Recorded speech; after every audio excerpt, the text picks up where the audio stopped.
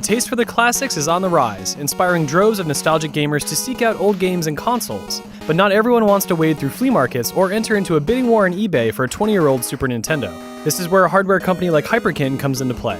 Its line of Retron consoles has given fans of classic games a new way to play Nintendo, Super Nintendo, and Sega Genesis cartridges. And its latest console, the Retron 5, introduces support for Famicom, Game Boy Color, and Game Boy Advance games. Everything is powered by an embedded Android operating system, which opens the door for valuable features such as HDMI output, save states, and Game Genie-like cheat codes. It's a great system with loads of promise, but it also has a few issues that need to be ironed out if Hyperkin wants to please enthusiasts. Luckily, the Retron 5 has an upgradable operating system, so these issues may be resolved down the road. But as it is today, is Hyperkin's latest console worth the $140 asking price? Let's take a look. The Retron 5 is a good-looking, if unusual, console. It has 5 cartridge slots, 6 controller ports, and a dock in the back for the included wireless controller. Like a lot of aftermarket consoles, it's outfitted with cheap-feeling plastic, but given its attractive design, it's natural to forget what it's made from and focus on how it looks instead.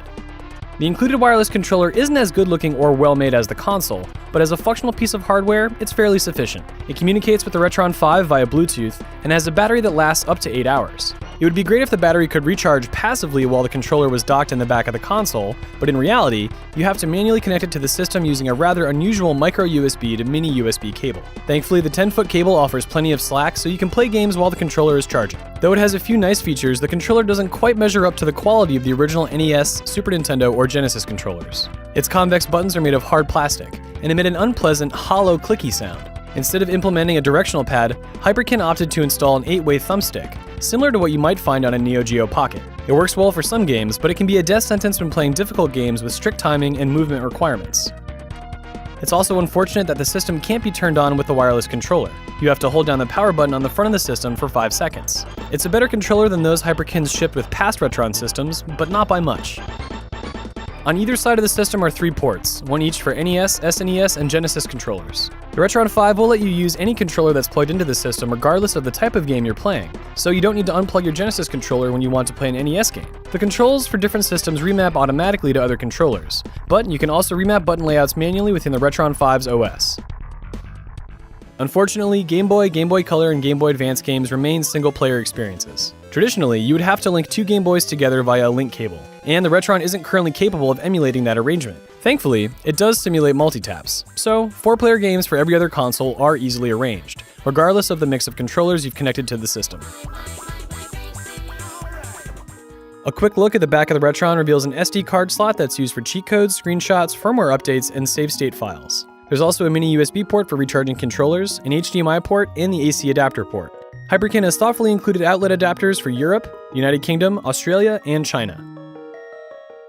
Most aftermarket retro consoles use problematic emulation methods to do the heavy lifting, which doesn't always work with games that use special chips and circuitry. The Retron 5 is no more pure in the sense that it still uses emulation to get the job done. Though Hyperkin confidently asserts that the Retron 5 will ultimately support every officially licensed game for the consoles it supports, we found a few exceptions during our tests, including some games that worked perfectly on previous Retron consoles. This includes Street Fighter Alpha 2 on the Super Nintendo, and the combination of Sonic the Hedgehog 2 or 3 with Sonic & Knuckles for the Sega Genesis. Unlicensed games such as Pier Solar on the Sega Genesis also failed to make it past the intro screen. Again, these may just be temporary issues that Hyperkin can fix with a future firmware update. Unfortunately, though the Retron supports multiple systems, for the moment it won't operate if you put in more than 1 cartridge at a time. With the Retron 3, for example, you could keep a card in every slot and manually select which one you wanted to play. So considering that, this is an unfortunate oversight for the Retron 5. But Hyperkin has said that it's working on an OS setting that would allow you to do the same thing. But for the moment, the system will report an error if you insert more than 1 game. If you're used to playing classic games through composite cables, you'll be impressed by how crisp and colorful games look with the Retron 5 in an HD TV. And because it uses HDMI, you don't have to worry about PAL and NTSC video format incompatibility. Though some people will appreciate the sharp high-def pixels coming out of the Retron, you do have the option of smoothing them out with a few distinct image filters. No one filter works well for every game, but it's a great option to have, and you may find that some games look surprisingly fresh when the right filter is applied. Built-in cheat codes are another valuable feature, and Hyperkin's constructing a large database of codes that it will distribute on its website, but you'll need to supply your own SD card in order to use them. Our tests with an early version of this database were mostly positive, but there's still room for improvement in the cheat section of the UI. Currently, there's no way to automatically sort codes or to activate and deactivate codes en masse, so it can be a bit of a chore when you want to find one code out of a list of a few dozen. Unfortunately, there's no way to enter new codes via the OS either, and there's no easy way to edit the cheat database on a PC without manipulating massive and unintuitive XML files.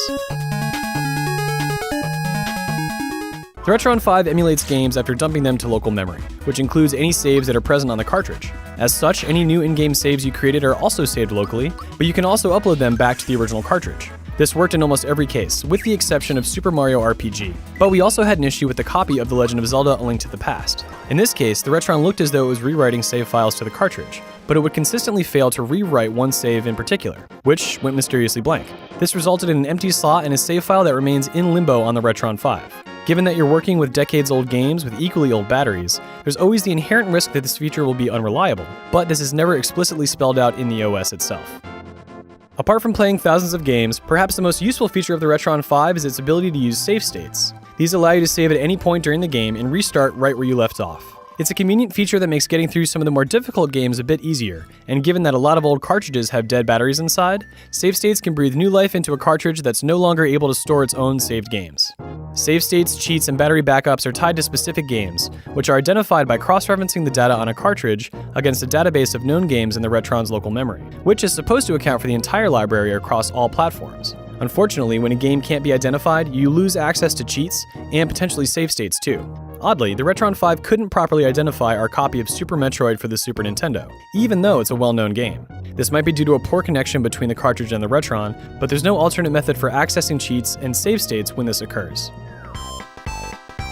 Taking all these features and issues into account, it's clear that the Retron 5 is not for everyone. On the one hand, it does things with real cartridges that could only previously be accomplished with PC-based emulators and ROMs. Unfortunately, the promise of a great system is hampered by minor incompatibility issues and half-baked features. The dependence on cart verification is too strict, and the fact that you can only have one cartridge in at a time is disappointing. Speaking as an avid collector and retro game enthusiast, I'm impressed with the latest Retron, but given its current limitations, it's not yet a full-time replacement for my original consoles. Still, it breathes new life into classic games, and despite its current issues, there are enough arguments to justify adding it to your repertoire of classic gaming hardware. It's currently the most expensive console of its type, but if Hyperkin fixes the issues with the OS, $140 will be a small price to pay for the new gold standard in retro gaming consoles.